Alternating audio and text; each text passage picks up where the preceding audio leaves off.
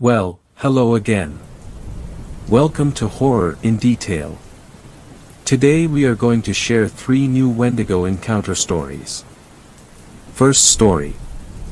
This story was shared by you/Chillinangodzilla, so credits to him. Wendigo encounter. Hi, so this is my first post on Reddit. I just wanted to share this story and see if something like this has ever happened to anyone else. Just to start off with some backstory. My group of friends had started making a nasty habit of joking about the Wendigo. My friend Stacy and me didn't for a while just due to the fact we believed in the supernatural, but after a few months it grew on us, and not knowing that the Wendigo can actually be triggered by such things, we joined in. Biggest mistake ever. I had just moved into the country, and we enjoyed making trips into town to have a few drinks, which is about a 30-minute walk from my place to town. At night, the first 10 minutes after leaving the bridge that leads out of town is pitch darkness with no streetlights.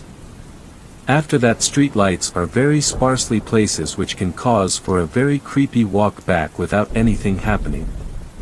So with that all in place, let's continue. Stacy and I begin our night, walking into town.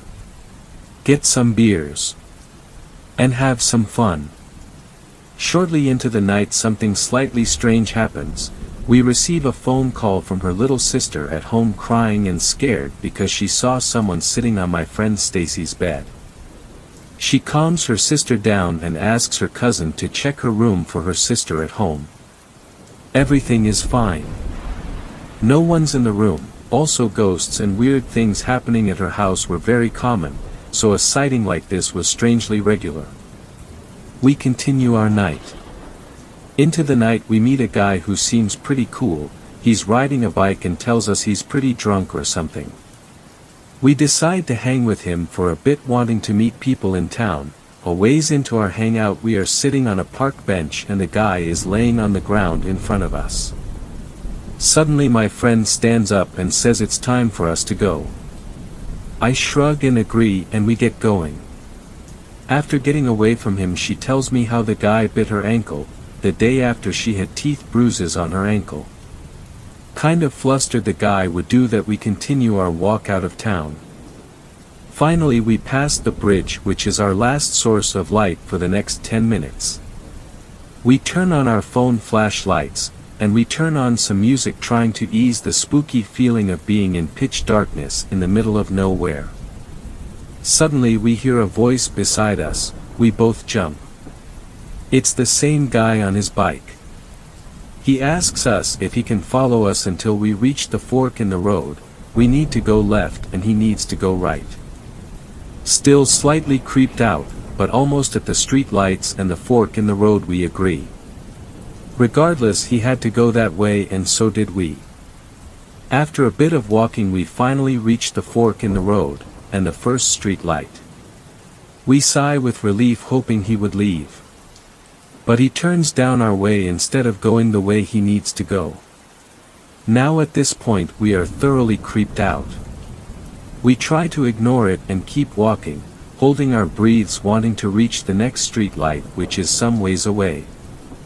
Finally, after what felt like forever, we reach the next street light, which is also for some reason a small graveyard. I hate my area. Once we reach the street light, the guy stops dead in his tracks and doesn't move any further past it. As we turn around, the guy looks like he has suddenly passed out on his bike, his head down and shoulders slumped. I was about to say something to him, but my friend stopped me and said we really needed to leave him. I agreed, not wanting to be around him much longer either. After a few seconds I take a peek over my shoulder. He's gone, vanished. The worst part is, even if he had turned around and started pedaling as fast as he could, we still would have been able to see him some ways down the road. I panicked, but also slightly relieved he wasn't there anymore. We continue walking, trying to pretend we aren't creeped out. Walking quickly from street light to street light. Finally we reach my driveway. My driveway is a long road of darkness, we hadn't put any lights in yet to try and brighten it. We began to walk slowly, holding our breath, some weird feeling of dread coming over me the closer and closer we got to my house and the further into the driveway we entered. I don't know what came over us, but the sudden feeling of, you need to run. And you need to run fast, came over us at the same time. We took of bolting at the exact same time without having to say a word to each other. We got to my front door. I unlocked it quicker than I ever have before. We get inside. Just as I'm about to close the door, this hellish scream or growl, whatever the sound is, come out of nowhere. I could hear it getting close to the door and steps. I slammed the door closed, and locked it, and dropping to the ground in fear. We both sat there holding our breath, scared to even breathe. Fast forward a couple weeks, me and my Stacy had forgotten about what happened. Suddenly it came up in convo and we tried to find the sound we heard. Nothing worked. We looked up every possible animal, even animals that weren't likely. We spent an hour on this, until we decided to look up the sound of a Wendigo. It was the only sound that fit perfectly. We don't joke or talk about it now. I won't, I hate to. Even writing this post made me feel scared to bring it up. Second story. This story was shared by you/WithyWoodwitch, so credits to him. I live on a farm that is still very much in tune with its pagan origins, and I would like to share some of my stories. This is all related to British folklore, more specifically the house I grew up in the southwest of England. There will be no skinwalkers, no Wendigo, or anything of that ilk. But I think my pagan ancestors had enough to worry about without those. Some of you may be unfamiliar with British folklore, so if I had to start anywhere I would start with stones. Stones and circles have always had an intimate relationship. Whether it is a circle made of stones, or a stone with a circular hole in it, it represents power. When I was a child I was fascinated by both. There were stone circles on the land I grew up on. Most of the stones had fallen over the centuries, but the power was still there. I found that out against my will. My name, for the purposes of this story, is Chloe, and I'd like to tell you about my family home. Growing up on a farm can be dangerous for a child, but aside from all the practical ones, I had extra dangers to consider. Our land was old, passed down through generations, and, if my father was to be believed, sat on the crossroads of ley lines. Whether you believe in ley lines or not, it was a powerful place, and there were all kinds of things I had to be careful of. We had rules, and these were added to over the years. The main ones were, don't mess around with the stones. Keep away from the footprint. Don't go into the corpse at the edge of the land alone. If you had to go into the old stable, avoid the third stall, and don't look into it if you hear any noises. And always look at the window. There is so much to tell, I honestly don't know where to start. The farmhouse was old. Ancient, even.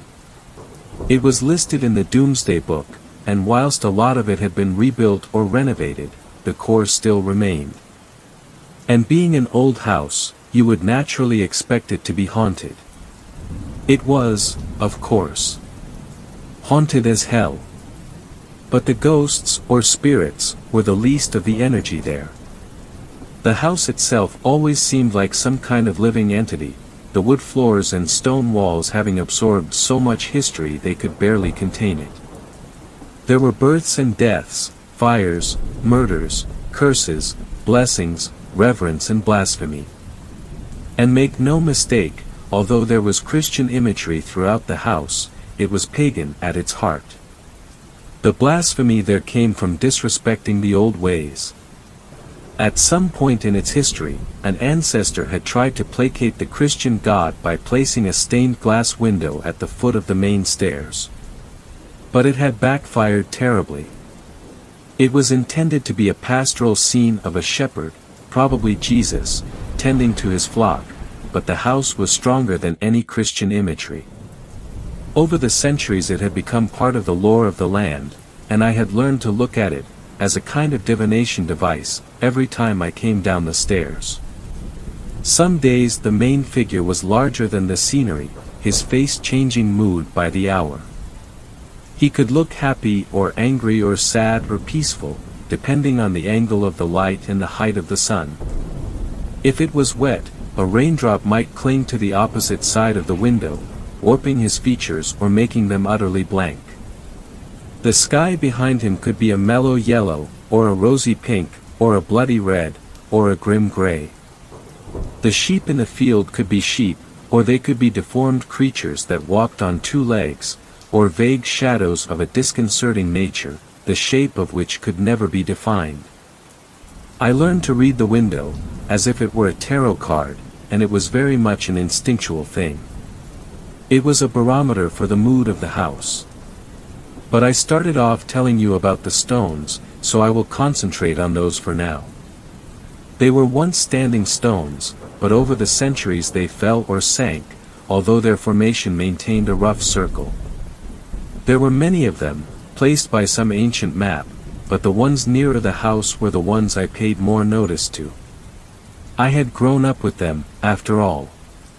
One of my earliest memories was watching my father work in the fields. It was a sunny day and he had brought me along whilst he mended a fence, no doubt to give my mother a rest. He had told me to keep away from the stones, of course, but what better way to rouse a child's natural curiosity than to tell them to keep away from something? He was busy, his back turned to me, and I went to investigate the forbidden stones. They were old and weathered, overgrown by moss in places, but where the white stone was exposed was smoothed by the wind and warmed by the sun. They were arranged in a ragged circle, some of them upright, most of them fallen, and I climbed onto one of the fallen ones. I don't remember feeling like there was anything wrong about sitting on the stone.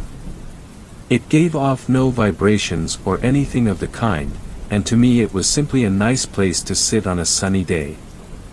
I grew bored, however, just sitting, and started to poke at a patch of moss next to me. It was easy enough to pry off with my fingers and I spent a diverting few minutes peeling it away. As I worked, I noticed there was something beneath the dirt that remained after the moss was gone, some sort of carving, and this increased my interest. I brushed the dirt away with my equally grubby hand and saw a symbol. It looked familiar to me, although I couldn't remember where I'd seen it. Completely enthralled now, I started to trace the odd design with a finger, only for a shadow to fall across me. My father's hand appeared, big and rough, and snatched my own hand away. I remember the moment with perfect clarity, the drone of insects, the singing of birds carrying on as if it were a normal day, the sinking feeling a child gets when they know they have been caught doing something they shouldn't have. I looked up into his face. The sun was reflecting off his glasses, creating two blazing panels of a light where his eyes should be, and for a moment he seemed like something other, not a man at all. "Did you trace all of it, Chloe?" he demanded. I didn't answer. I couldn't tell if he was angry or afraid, and I don't know which possibility scared me more.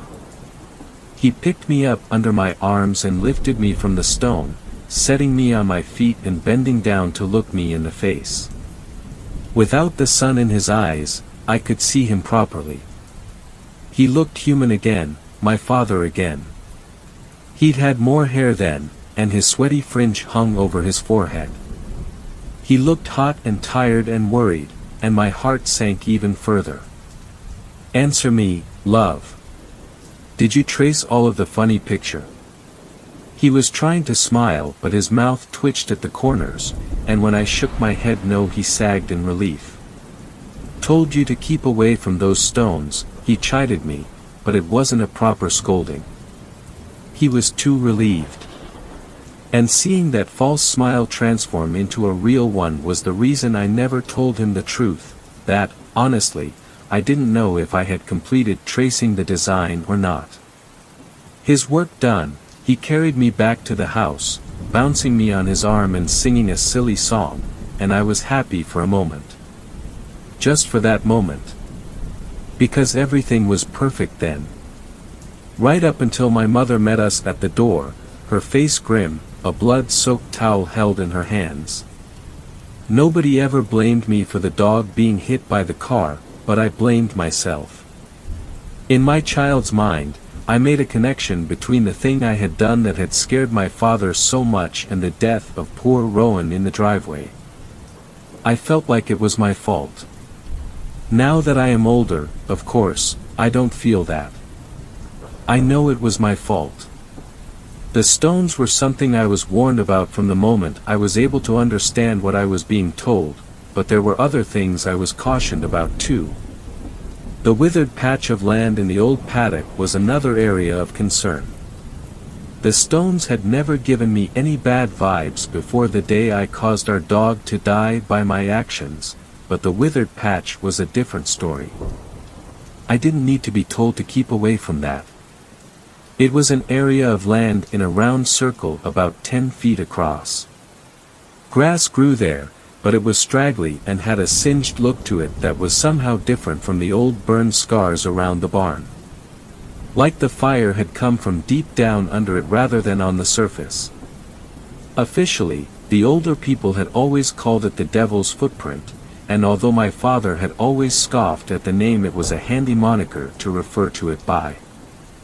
The story was that the land had been cursed when Lucifer fell. He had been battling God and one hoof touched the earth as he tried to push himself back up to heaven. Bollocks, my father said, often. That mark is older than any bloody Christian ideology. And everyone knows the devil is meant to have a cloven hoof. I agreed. I was a farm child. I knew what print a cloven hoof made, and it didn't look anything like that patch of land. But whether it was to do with Satan or not, the footprint scared me and fascinated me in equal measure.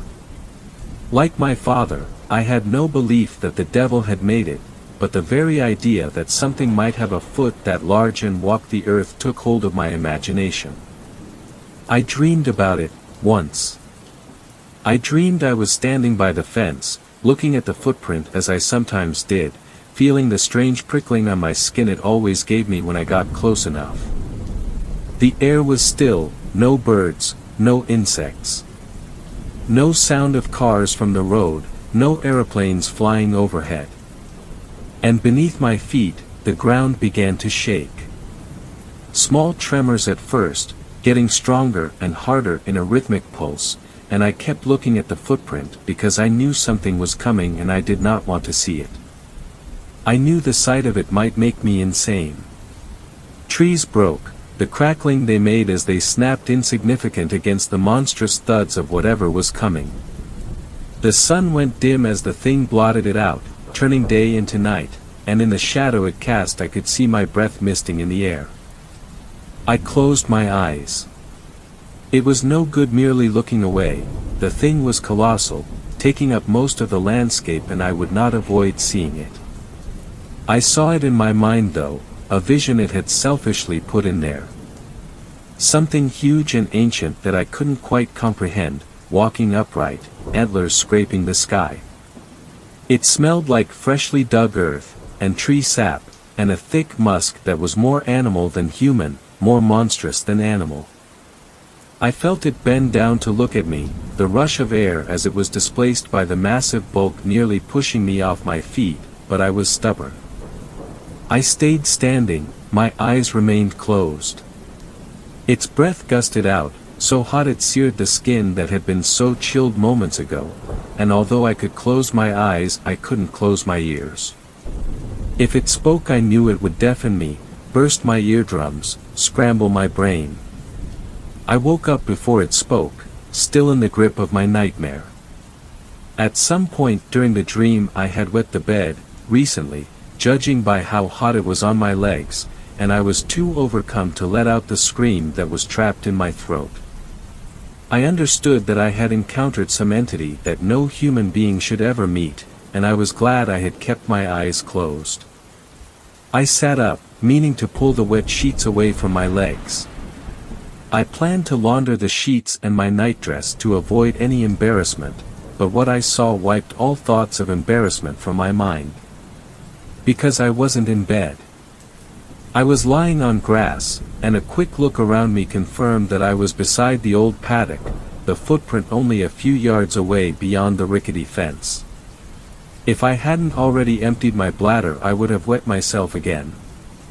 I had never sleepwalked before, and I don't think I have done since. I ran back to the house, wet nightdress slapping against my legs and dry grass pickling at my feet, only to find the doors and windows all shut and locked. I woke my parents hammering at the door in near hysterics, terrified that the thing I had encountered was going to come back. To this day we don't know how I got out there, or why one side of my face was bright red as if it had been scalded by hot water. We don't talk about the incident much, and I can't remember it without being drenched in cold sweat. Even writing this has brought on a low-level panic attack, and it's taken several breaks before I could complete it.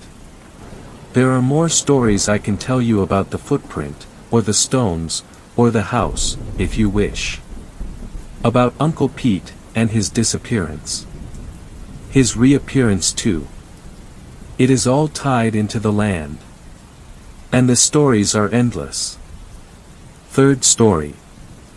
This story was shared by you/jokes0nme, so credits to him. Wendigo encounter. So I don't really know how to start this, so I'm just gonna spew out some stuff and hope it all makes sense, because it sure as hell doesn't to me. Have any of you even encountered one before? If not, let me tell, these things are not like how Google or any of pictures you find depicts them, at least not right away.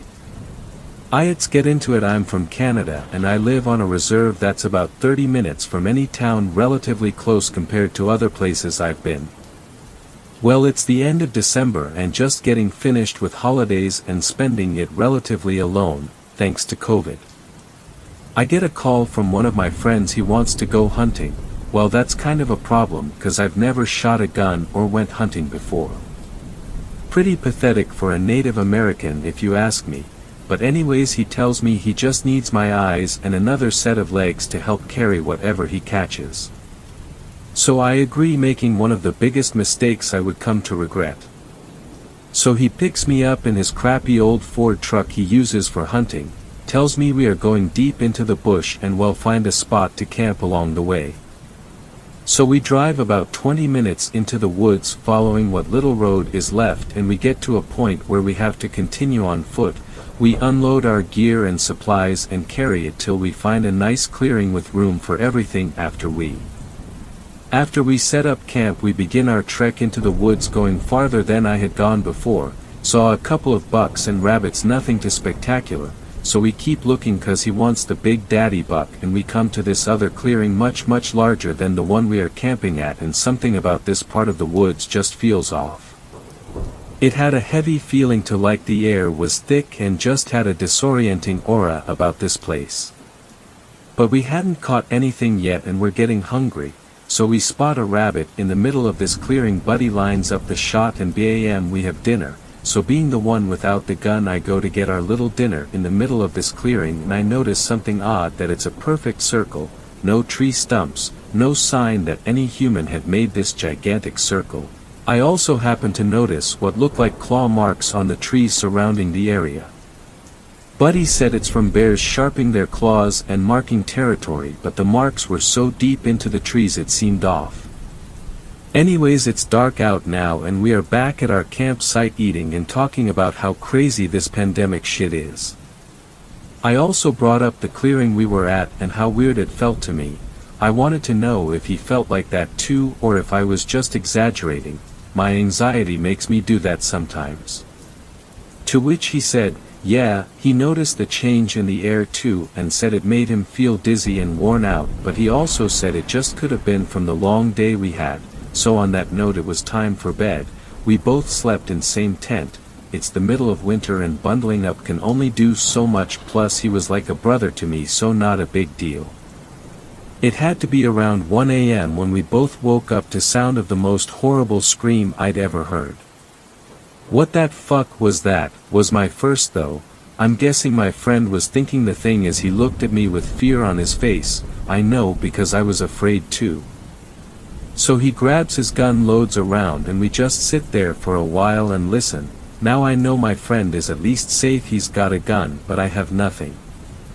Fear and my anxiety start getting the better of me, so I ask, "Where's the hatchet we used to split wood?" "Out there by the fire," he said, so I tell him I'm gonna open the tent, grab the hatchet, and when I jump in you seal the thing back up. I open the tent and as fast as I can bolt out to grab that hatchet. As I go to turn around with hatchet in hand, I'm quickly greeted by my friend shoving me down by the back of my neck. He put his finger up to his mouth to tell me to be quiet, and we listen. In the distance I can hear the slow sound of crunching snow and a faint high-pitched guttural growl. Now I'm in full panic mode. We don't even have to say anything to each, cause we both know our hunting trip was over and it was time to leave. All we had to do was make it to the truck. In the dead of night, it sounded so easy. But it was not, and I knew that from the moment my friend said, "I'm going to fire a warning shot."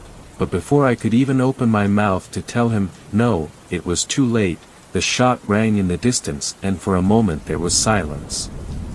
Then we heard it, a scream so soul-piercing it felt like it lasted forever. It definitely echoed much further than this gunshot did. It was petrifying. I'd never heard such a haunting scream before, that I was literally frozen in fear. Then we could hear whatever made this scream was charging right for us, with the sound of crunching snow getting closer and closer. We looked at each other and just ran in the direction of the truck, frantically sprinting, calling out to each other to make sure the other hadn't fallen behind. "We're almost there," we kept telling each other as we are weaving through trees, making a beeline to the truck, trying to ignore the sound of this growl that sounds like it's right in my ear. But I can see the truck. We're gonna make it. We're getting out of here. As we come up to the truck, my friend makes it to his side and unlocks both passenger and driver side at the same time. As I open the door, he does too at the same time, and then he's gone in a flash of white. This thing had gotten him, ran at him with such force that when it tackled him it shook the truck side to side. I stood there in shock. I call out to him, but all I can hear are screams and a couple gunshots, and then dead silence again. I know in my heart that my friend is dead, and so am I if I don't get the fuck out of here. I go over to the driver's side and find the keys on the ground. He must have let them go when he got tackled. I hop and start the damn thing, whip it around in the direction I needed to get out of here. Then I saw it. Skin as white as snow, completely hairless. Eyes that had sunken into its head made dark circles around eyes that were just as white as its skin. No nose, teeth so jagged and sharp shined with the color of blood, and its lips looked like they had been chewed off, so all you're staring at is teeth. Its body was so disproportioned, but with long lanky limbs. This thing is blocking me from leaving, but I'm getting out of here no matter what. I floor it with the tires spinning. I shoot forward, and so does it, screaming that blood-curdling scream as it charges at me. Now I'm getting up close and personal as this thing lunges at the truck and bounces of the hood and over top of the truck. As I am speeding away, I glance at the rear view mirror and witness this thing get up and just stand there watching me drive off with its head tilted slightly. I knew I had just escaped death with the price of losing my friend. Thanks a lot for watching the video till the end. Subscribe to our channel Horror in Detail. Drop your opinions/suggestions in the comments section, and like the video as it helps with the YouTube algorithm. Well, hello again. Welcome to Horror in Detail. Today we are going to share Wendigo encounter stories. First story. This story was shared by you/TheImpertinentThought1, so credits to him. Wendigo encounter in Maine. Throughout my youth and in through adulthood, I've had several encounters with entities and energies that are not of this realm, at least not as far as science and history is concerned. These past few years especially, I've had several terrifying experiences being stalked while taking walks late at night around Turner, Maine. Sometimes, I'm overcome with a sense of fear that's animalistic, and an innate sense of paranoia consumes me, as if something is watching from the woods and I need to get to safety fast. On other occasions, I've actually had something, quite aggressively, follow me, alongside me, from the tree line, chasing me away from certain areas, whispering in a low, human-like tone as it moves in the woods alongside me. It sounds like human footsteps crunching across tree branches, leaves, but so much larger, heavier than any human can step. This thing also can hurl itself from treetop to treetop, the power of it so great that it has actually knocked down trees, full goddamn trees, as it leaps. I could not fucking make this shit up. It is terrifying to be followed by something that's whispering as it walks in the trees beside you, even when you're running. Can seemingly teleport from one side of the road to the other in seconds. C is so big it can knock down trees as it jumps from top to top, and D is so evasive, it can do all of these things while remaining hidden and not perceived by the naked eye. Besides those encounters, I've actually visually seen something I can only relate as a Wendigo. It was either comfortable enough with my energy to reveal itself, or something else altogether. Maybe it wanted to eat me, maybe it wanted to possess me, maybe it wanted to speak to me. I really don't know, because I didn't stick around long enough to find out. The energy of this thing, the way it looked, was so offensive, so terrifying. I only remained long enough to visualize what I instinctively knew was coming through the woods and was about to show itself to me. I was frozen while I waited for this thing to come out of the woods. Looking back, I don't know if it was curiosity or the power of the creature itself. I locked eyes with this thing, and when I did, I was suddenly watching myself from its perspective. As if I was now inside the creature.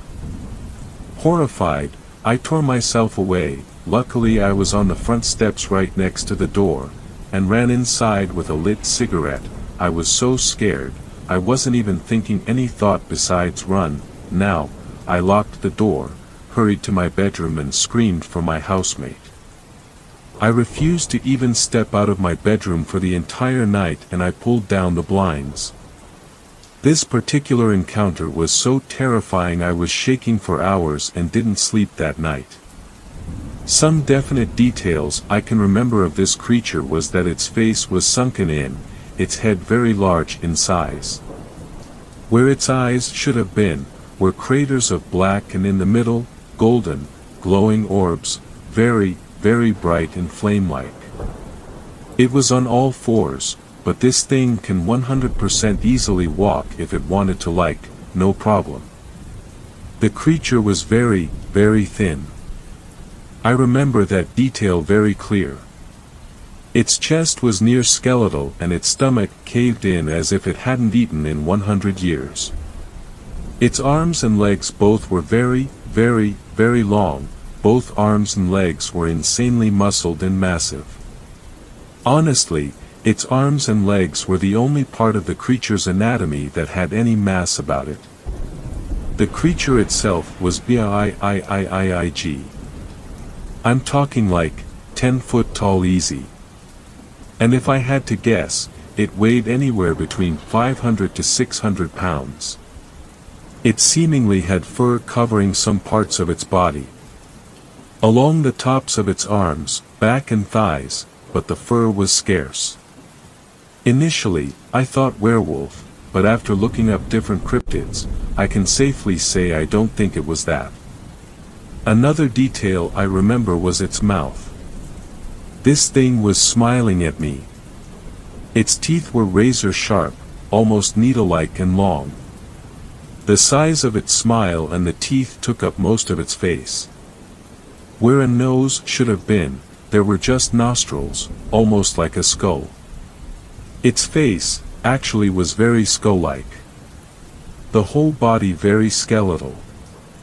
Anyway, I just would really like to talk to somebody who has had similar experiences, or somebody who can relate.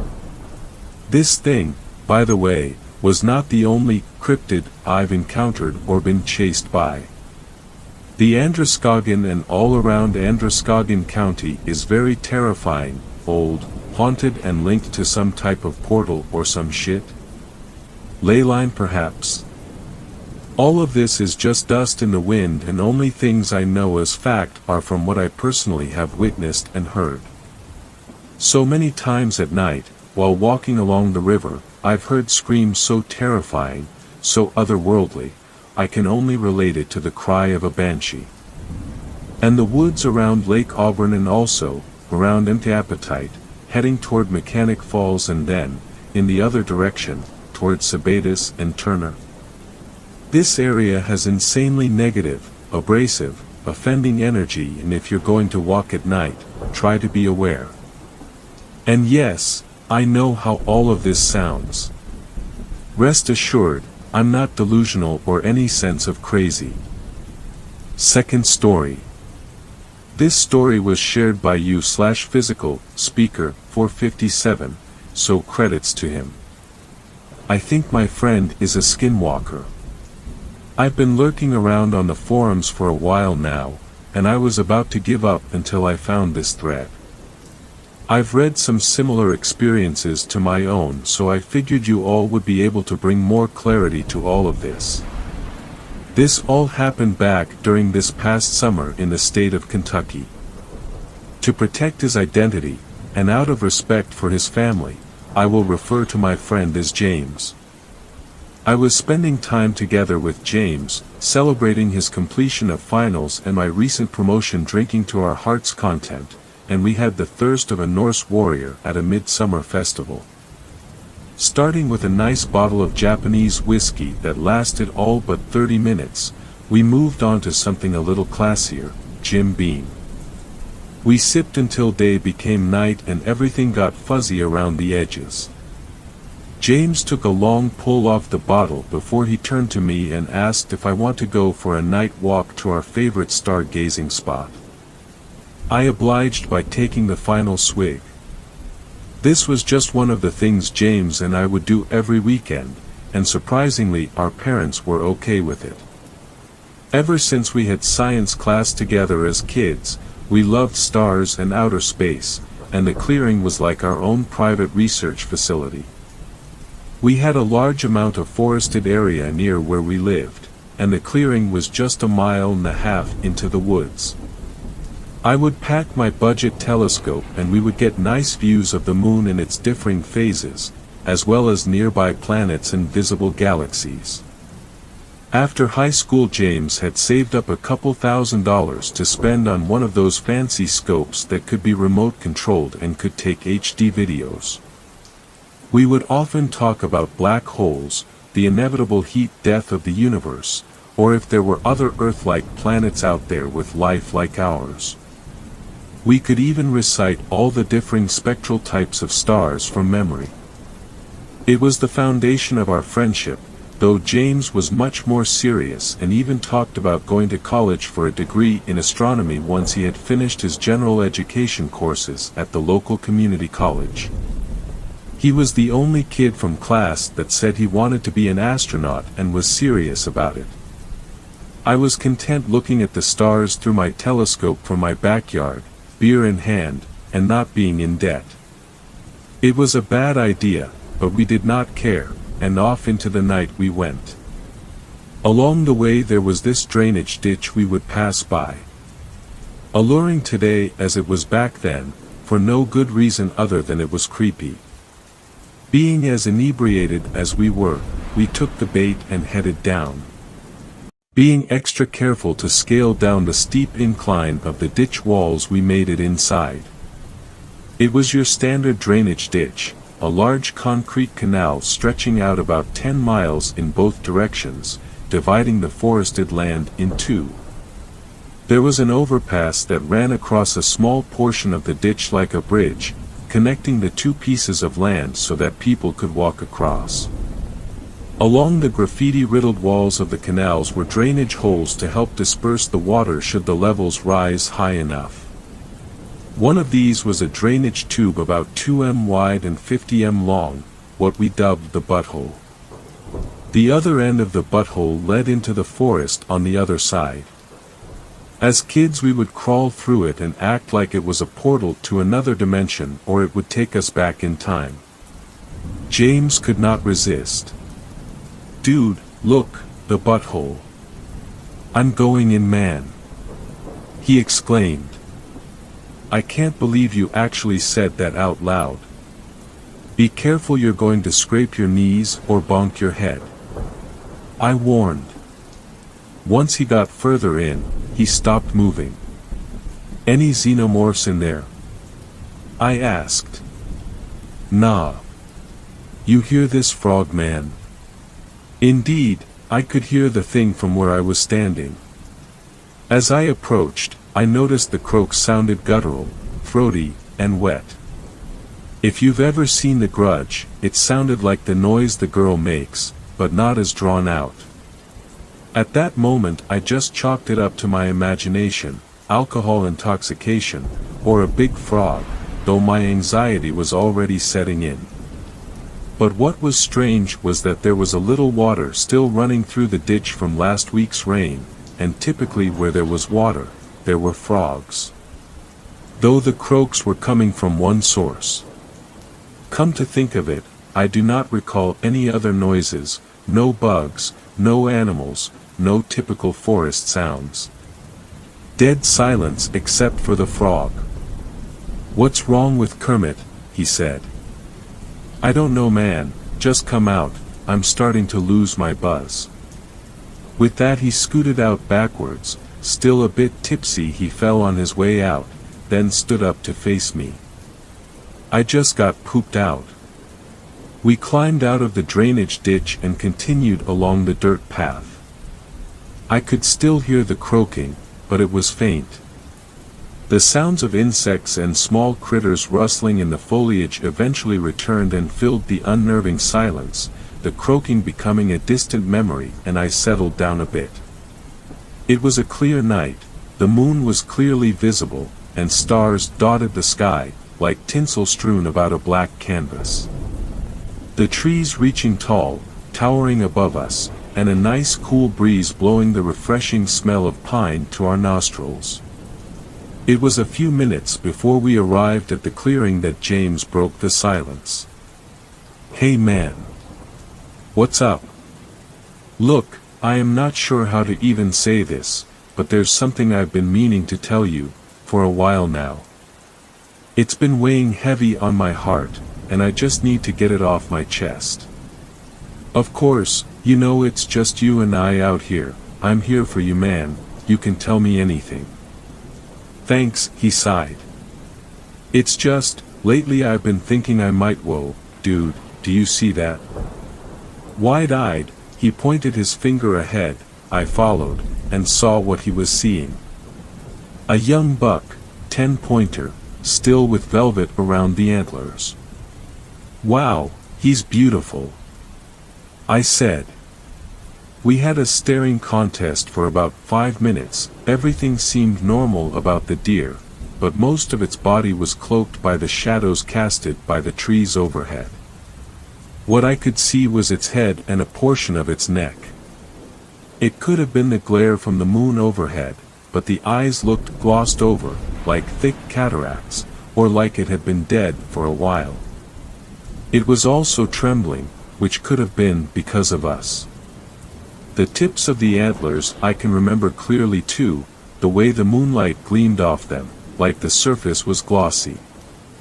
I tried to take a step closer, and then suddenly the buck sprinted off into the woods. It looked like right before the buck ran off, the antlers twitched, like fingers clenching to form a fist, but I brushed that off too, trying to stave my anxiety once more, and we started walking again. I really should have turned back at this point. After an additional 3 minutes, we had arrived at the clearing. James and I began walking to the middle. There we lie down on our backs, staring up at the sky. We were far enough from the city where light pollution wasn't visible. We could see a portion of the Milky Way galaxy, and the moon was in its waning gibbous phase. This almost would have been a perfect night for the telescope. In hindsight, I am glad we didn't bring it because it was heavy and might have weighed me down. "Okay," I said, "you didn't finish what you were going to say back there. What's going on with you?" "Oh yeah, right, well, I'm thinking about moving to." Before he could even finish, he was interrupted by a scream. It sounded like a young girl if I had to guess around the age of 10. "Help, help me, who's there?" I could not move my body, I couldn't even speak. I felt bad that I wasn't jumping into action, but for reasons I couldn't understand at the time, I was paralyzed. A primal fear had awoken in me, and I could only manage to turn my head slowly towards James, our gaze locked. It felt like hours had passed. I broke out in a cold sweat and had trouble swallowing. My words kept catching in my throat, but eventually I managed to form words and spoke to James in a low whisper. "What should we do? Call the police? They'd never get here in time, and how do we explain where we are?" "Yes, officer, we are in some woods, there's dirt and rocks." "She sounds hurt, we might need to help her ourselves," he reasoned. James was the first to get up. Once he did, he extended his hand out to me and hoisted me up. The direction of the scream had come from our right, a little way past the tree line. We waited a while longer to see if the girl would call out again. "I think we should head over there, call out to her, she might be lost or hurt, man," James said. "I don't know, something doesn't feel right, don't you feel weird about this?" I questioned. "It's probably the booze, man, regardless of how this feels we need to go over there." We took a few careful steps towards the tree line. Before we got within 3 feet of the first tree, we heard a noise that has scarred me indefinitely for the rest of my life. For context, when I was younger, me and my friends would love to jump off the swing set at its peak because it gave us the sensation of flying. One time I managed to get some good height before I let go, but I botched the landing and all my weight landed on my right shoulder. It had become dislocated, and I had to go to the hospital to have it popped back into its place. I am not sure if you all ever had something like that happen to you, but the noise from the shoulder bone being reinserted back into the socket is disgusting, you'd never forget it. This noise was similar, but incredibly loud, and wet. I could hear the bones shifting and adjusting even from this distance, muscles, tissues, and sinew being torn with the sound of wet fabric ripping. Then a rustling of leaves and brush, followed by silence. Once again frozen by fear, we could only wait for what would happen next. A voice called out to us, voices to be precise. The girl's voice, but 2 other voices spoke with it at the same time and with the same cadence. One being a significantly lower pitch, the other sounded like my own. "Stop, that hurts, wow, he's beautiful." Hearing my own words and voice was enough. I pissed out the liquor all over myself in that moment. I don't know much about trauma and how the human brain reacts, but what happened next comes back to me only in fragments. Thinking about it too hard always results in a panic attack. I remember multiple gaunt limbs, a misshapen head with horns, matted and patchy blonde hair, tall and lanky body with saggy leathery skin, pustules all over. I remember it running towards us on all 4s, body turned sideways. Then came the gunshots, running through the woods. I remember hearing a deer bleat mixed with the sound of a death rattle of a dying old man. And the rest is a blur, but I remember waking up in my own bed. I haven't seen James since that night. Any time I would reach out to him there's no reply and his phone goes straight to voicemail. I want to know if that was real or if we were just drunk and imagining things. I'm thankful he was carrying his firearm that night because I'm not sure if we would have made it back, but I don't understand why he won't talk to me. I just feel crazy. What was that thing? Has anyone else encountered something similar in the area? I've heard of things called skinwalkers from the forums on here. Could that be what that was? It was capable of mimicry, albeit not particularly good. I received a text message from James today, and it was one of the reasons I decided to share. It simply read, "You left me." Third story. This story was shared by you/Doctoral Wayscared, so credits to him. The Wendigo is near. This is a story which happened to me and my friend a few years back. I work in a national park as a park ranger. When my life was relatively normal, I had just landed a job at a national park. Life was good as I was working with my buddy Rob. The second day was strange. We found bear traps on the ground. We never put them there. Other than that, another day in paradise, but throughout the night, I swear I heard a loud screech coming from the woods near my watchtower. I looked and saw nothing. I just shrugged it off after a little while. As of lately we have been finding small animal corpses around the woods. This is normal since we have bears all over. It's just that these marks were too big to belong to a bear. What's even weirder is we found a tooth inside of a bloody deer. This tooth was too huge and sharp to belong to a bear. I think we have a new animal in these woods. Today we found a bear, hanging from a tree and gutted. I nearly threw up. No animal in the park could do this. Boss told us from now on to stay at the watchtowers. I kept being reassured that everything would be fine, but at this point I just couldn't be too sure anymore. Lately the screeches have been more frequent. I'm having trouble focusing. When I was younger, I was told of a creature that fed off people and animals. It could also mimic voices. It was called a Wendigo. Of course I don't believe in that paranormal crap, but something was taking out animals throughout the park. I swear I heard Rob call me from outside of my watchtower. He yelled, "Hey Trent, you have got to come see this." I nearly left, but I just felt that his voice was off, nearly distorted. I looked out of my watchtower to see Rob, his insides dangling in the breeze.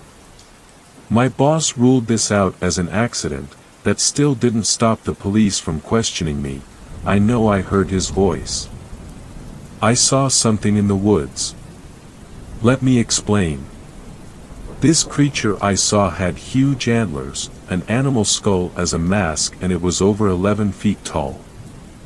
The night began normally, until the screeches began again. I looked down, only to see this creature, eating my boss's lifeless body. I got a good look at it before it ran off and out of sight. The police have been very suspicious of me lately. How could they not be? Both of the people I worked with are dead. I tried to explain what I saw to the police. Of course nobody believed me. It all led to me being terminated. I've decided I'm not going to let this creature ruin my life. I have done research on this Wendigo. I plan to break into the park tonight. I will end this. I must. I'm in the park. I hear the screeches and I am following them. I hear the voices of my boss and Rob.